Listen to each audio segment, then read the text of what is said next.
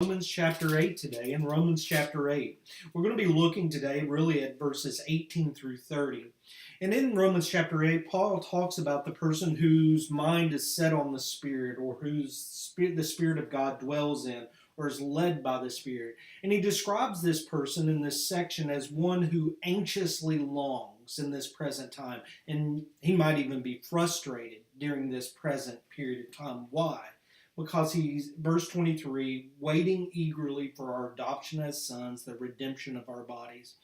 The fact is while this person lives here, there is something more he's looking forward to, and he longs with it with a passion. So how does he live his time here? Verse 24 and 25, he spends his time here in hope, eagerly waiting for the time that he can be with the Lord. I'd like to just read verses 28 through 30 with us today. It says, "And we know that God causes all things to work together for good to those who love God, to those who are called according to his purpose. Those whom he foreknew, he also predestined to be conformed to the image of his sons, that he would be the firstborn among many brethren. And these whom he predestined, he also called, and those whom he called, he also justified, and these who he justified, he also glorified." Guys? In verses 18 through 25, Paul really addresses things that we can relate to. This world can be a wonderful place sometimes. Kids are born, kids are playing in the park, they're happy, the spring starts coming around, the weather's nice, people are getting out and exercising. But it's also a rotten world. COVID has reminded us of that, all the violence that we see in the world around us.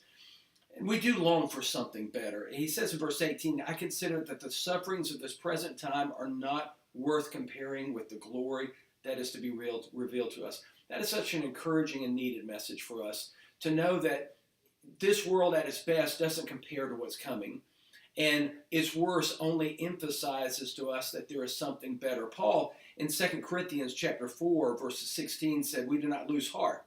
Though our outer self is wasting away, our inner self is being renewed day by day.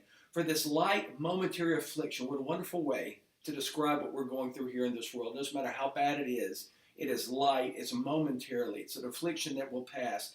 It's preparing us for an eternal weight of glory beyond all comparison. And Paul says in these verses, even creation itself, he personifies creation as something that is real and living. It's anticipating this new reordering of everything that we have waiting for us as Christians. So don't lose heart.